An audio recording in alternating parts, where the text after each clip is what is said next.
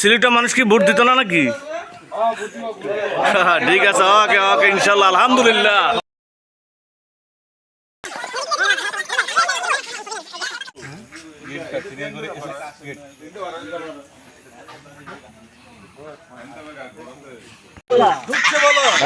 আমরা আছি সবার সাথে, সব দেখেছি বারবার,